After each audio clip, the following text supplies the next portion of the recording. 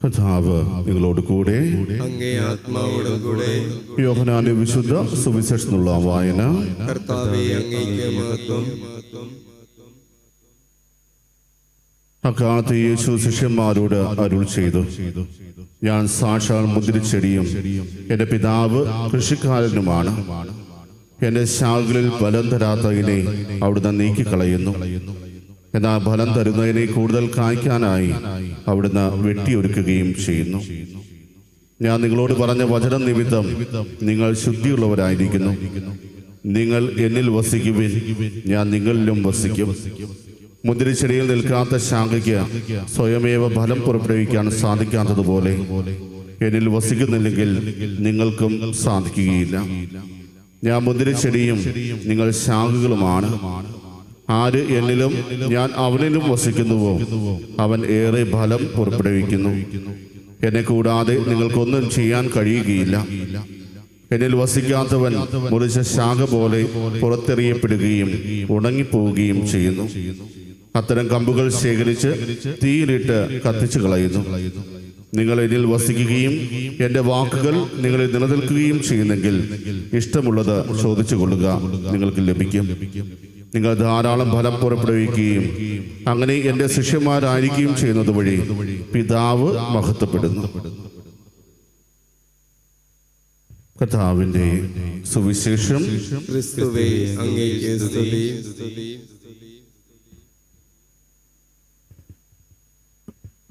മിശിഹായിലെയും സ്നേഹമുള്ളവരെ, പെസഹ കാലത്തിലെ 5-ാം ഞായറാഴ്ചയിലേക്കാണ് നാം ഇന്ന് പ്രവേശിച്ചിരിക്കുന്നത്.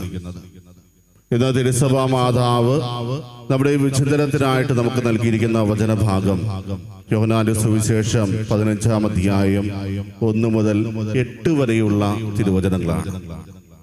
കഴിഞ്ഞ ഞായറാഴ്ച നമ്മൾ നല്ല ഇടയൻ ഞായറായിട്ടാണ് ആഘോഷിച്ചത്. കഴിഞ്ഞ ദിവസങ്ങളിലെല്ലാം തന്നെ നല്ല ഇടയനെ കുറിച്ച് നമ്മൾ കൂടുതലായിട്ട് ധ്യാനിക്കുകയുണ്ടായി.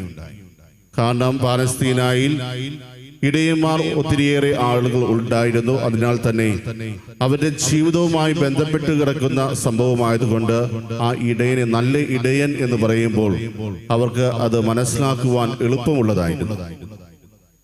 അതുപോലെ തന്നെ പാലസ്തീനായിൽ എല്ലായിടത്തും കാണുന്ന ഒന്നാണ് മുന്തിരിത്തോട്ടങ്ങൾ. അതും തീർച്ചയായും അവിടുത്തെ ജനങ്ങൾക്ക് കൃത്യമായിട്ട് മനസ്സിലാക്കുവാൻ സഹായിക്കുന്ന ഒന്നാണ്. മാത്രമല്ല അവരുടെ ഹൃദയത്തോട് ചേർന്ന് നിൽക്കുന്ന ഒരു ഉപമയായിട്ട് അതിനെ മാറ്റുവാൻ സാധിക്കുകയും ചെയ്യും. പ്രിയമുള്ളവരെ, ഇവിടെ ഈ മുന്തിരിച്ചെടിയുടെ പ്രത്യേകത എന്താണ്?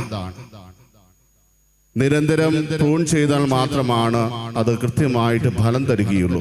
വെറുതെ വളർന്ന് പന്തലിച്ച് നിന്നു കഴിഞ്ഞാൽ മുന്തിരിച്ചെടികൾ ഒരിക്കലും ഫലം തരുന്നതായിട്ട് കാണുവാൻ സാധിക്കില്ല. പല തോട്ടങ്ങളിലും നമ്മൾ പോവുകയാണെങ്കിൽ നമുക്ക് കാണുവാൻ സാധിക്കും, ചില തോട്ടങ്ങൾ ഒത്തിരിയേറെ വളർന്നു വലുതായി നിൽക്കുന്നുണ്ട്, പക്ഷേ ഒരു മുന്തിരി പോലും അത് പുറപ്പെടുവിക്കുന്നില്ല.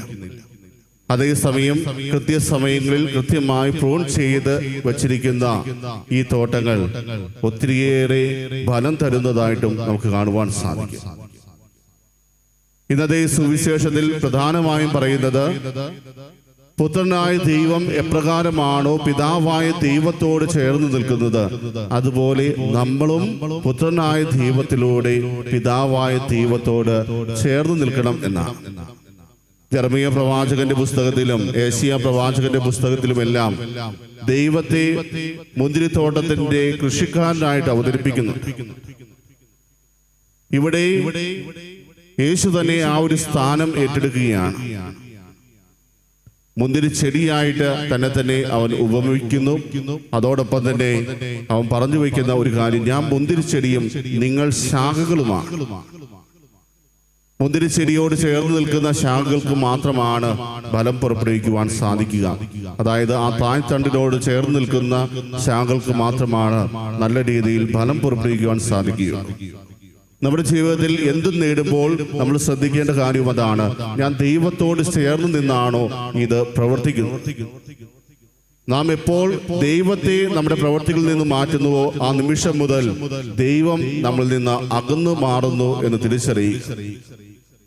ദൈവത്തോട് ചേർന്ന് നിൽക്കുമ്പോഴാണ് നമ്മുടെ ജീവിതത്തിൽ ഒത്തിരിയേറെ സന്തോഷവും സമാധാനവും അനുഭവിക്കുവാൻ നമുക്ക് സാധിക്കും.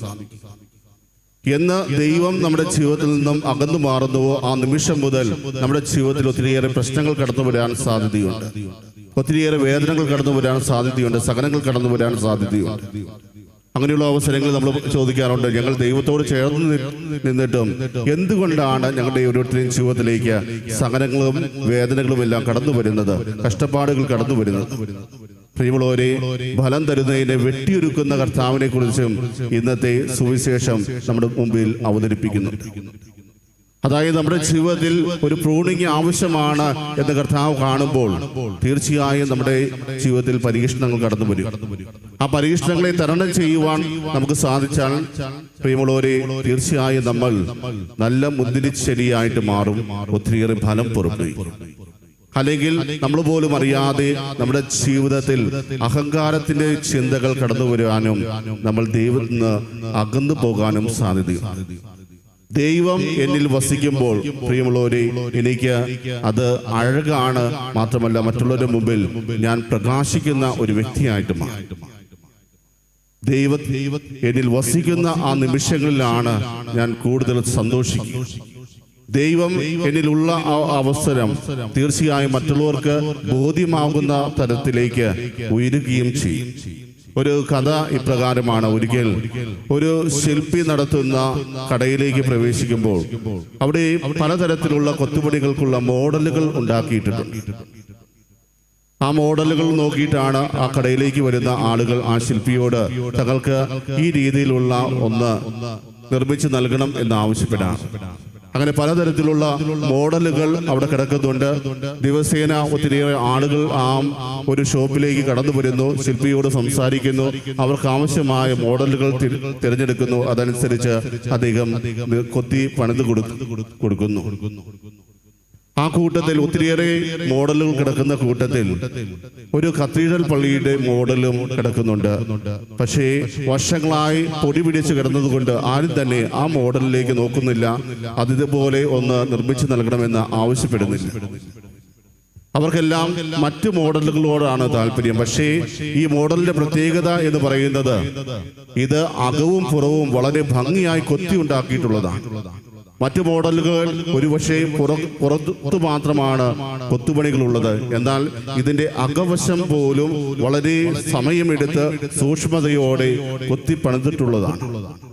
പക്ഷെ പൊടി പിടിച്ച് കിടക്കുന്നതിനാൽ പലപ്പോഴും അത് ആളുകൾ ശ്രദ്ധിക്കാറില്ല. അങ്ങനെ ഒരു ദിവസം ഈ ശില്പിയുടെ ശിഷ്യൻ ആ ഒരു മോഡൽ കണ്ടു. അദ്ദേഹം അതെടുത്തു നോക്കി, ആ പൊടിയെല്ലാം തട്ടിക്കളഞ്ഞ് ആ മോഡലിന്റെ അകത്ത് ചെറിയൊരു വിളക്ക് കത്തിച്ചു വെച്ചു. രാത്രിയിൽ ആ വിളക്കിലൂടെ കടന്നു വന്ന പ്രകാശം ഈ കത്തീഡ്രൽ പള്ളിയുടെ മോഡലിൽ ഉണ്ടായിരുന്ന വർണ്ണശബളമായ ചില്ലുകളുടെ ഇടയിലൂടെ പുറത്തേക്ക് വന്നപ്പോൾ ആ മുറി മുഴുവൻ വളരെ മനോഹരമായി തീർന്നു.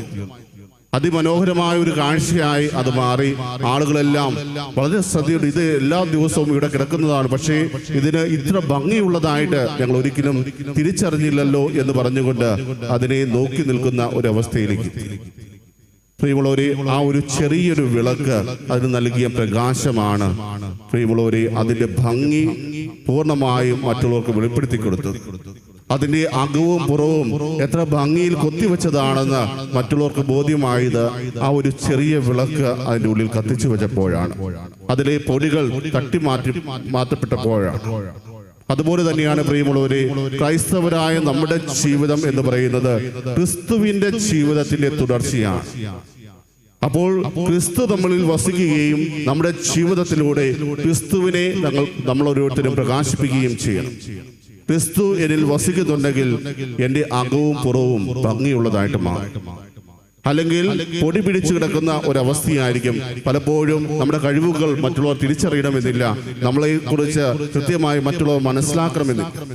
പക്ഷേ ക്രിസ്തു എൻ്റെ ഉള്ളിലേക്ക് കടന്നു വന്ന് എൻ്റെ ഉള്ളിൽ ഒരു പ്രകാശമായിട്ട് മാറുമ്പോൾ എൻ്റെ അകവും പുറവും ഭംഗിയുള്ളതാണെന്ന് മറ്റുള്ളവർ തിരിച്ചറിയുകയും നമ്മുടെ ഓരോരുത്തരും ജീവിതത്തിലേക്ക് അവരോരോരുത്തരും കടന്നു വരികയും ചെയ്യും.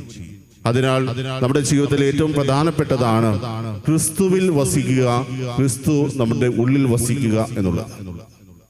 അങ്ങനെയുള്ള അവരുടെ മുമ്പിൽ എപ്പോഴും ദൈവിക ജീവൻ പകർന്നുകൊണ്ട് കർത്താവ് ഉണ്ടാകും. അതിനാൽ ഇന്ന് ഈ ദൈവബലിയിൽ സംബന്ധിക്കുമ്പോൾ നമുക്ക് ആത്മാർത്ഥമായിട്ട് പ്രാർത്ഥിക്കാം. കർത്താവേ, നീ എപ്രകാരമാണോ പിതാവായ ദൈവത്തിൽ വസിച്ചത്, നിന്റെ ജീവിതത്തിലൂടെ പിതാവായ ദൈവത്തെ എപ്രകാരമാണ് മഹത്വപ്പെടുത്തിയത്, അതുപോലെ ഞങ്ങളുടെ ജീവിതത്തിലും നീ കടന്നു വരണമേ, ഞങ്ങളുടെ ഉള്ളിൽ വസിക്കണമേ. അതുപോലെ ഞങ്ങളും നിന്നിലായിരിക്കുവാനും നിന്നിലൂടെ ദൈവത്തെ മഹത്വപ്പെടുത്തുവാനും ഞങ്ങളെ ഓരോരുത്തരെയും ഒരുക്കണമേ എന്ന് നമുക്ക് ആത്മാർത്ഥമായിട്ട് പ്രാർത്ഥിക്കാം. സർവശക്തനായ ദൈവം നമ്മെ ഓരോരുത്തരെയും സമൃദ്ധമായിട്ട് അനുഗ്രഹിക്കട്ടെ. ആമേൻ.